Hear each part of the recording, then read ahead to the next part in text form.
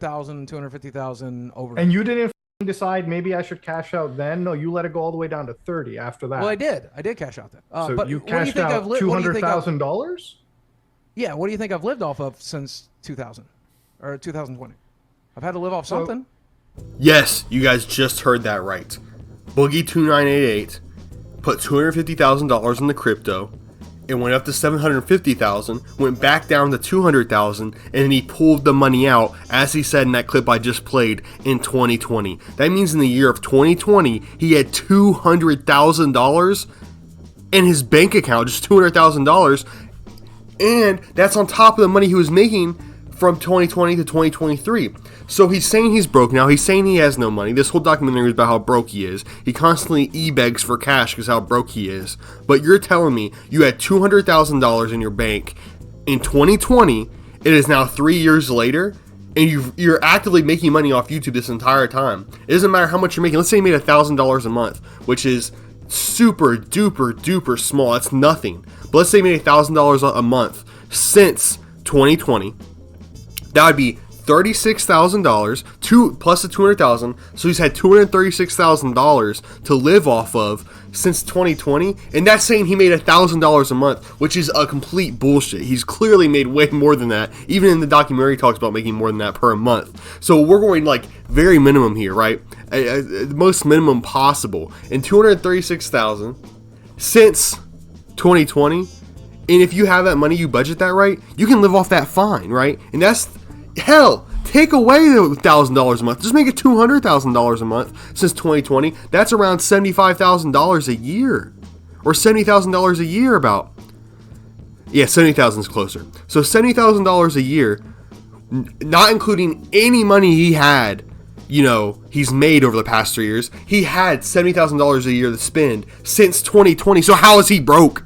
He's making twice as much as like the median income in the United States, and he's broke. He only pays $2,000 a month on his house, right? That's $24,000 a year plus utilities. Let's bump that up. Let's bump that up to $34,000, $10,000 on utilities. Then you have $24,000 in house payment, $34,000 total. You still have $36,000 to live off of from 2020 money. That's not counting the money you're making now.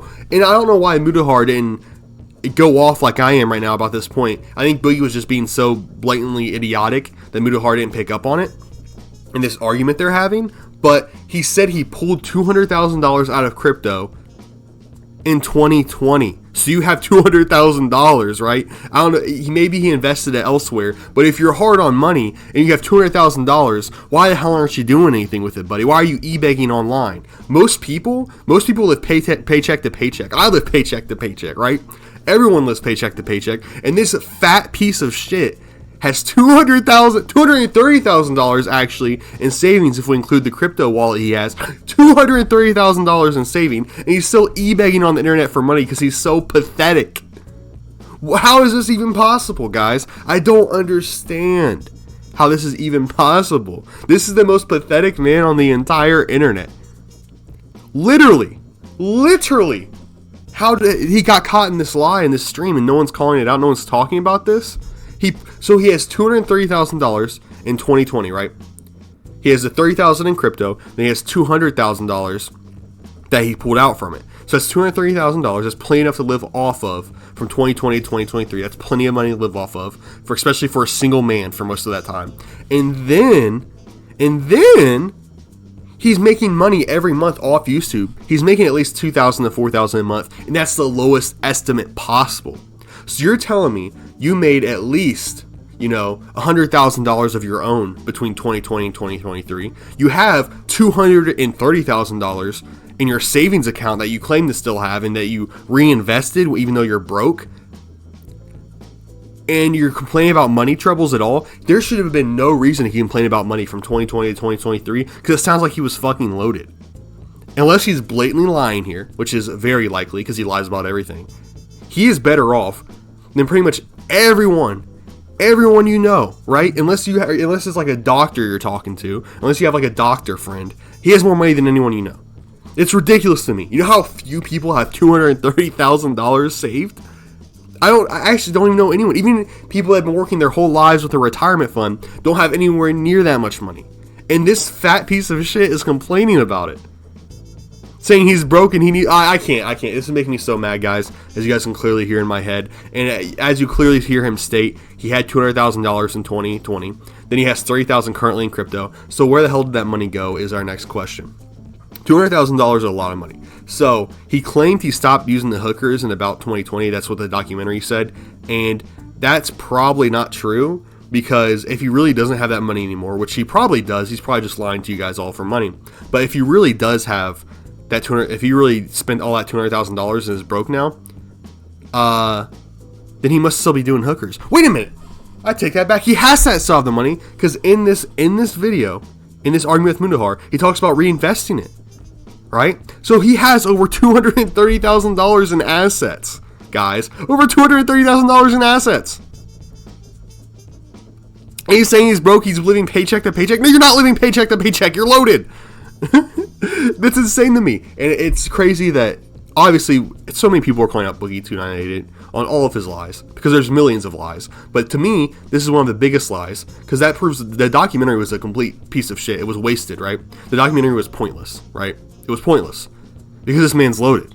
This man's loaded. Everything in it was a lie. It was a pity piece for money. And we all know that's what it was. And now his channel's doing better than ever. So now he's making more money than he has in the past 5 years, plus the $200,000 he had in 2020. And he said, I need something to live off of when talking about pulling out that $200,000. Yes, you can live off that $200,000 for the next 3 years. And that's what you did. Plus, you were making money that whole time. So you probably made more money than you even lost, you piece of shit. And if you didn't, I don't understand, man. This guy is just a pathological liar. He lies about his finances more than anything else in the world. And honestly, he talked about showing his tax statements and bank statements. And I would honestly really like to see these statements, guys, because either he's lying or his tax statements are going to be complete bullshit.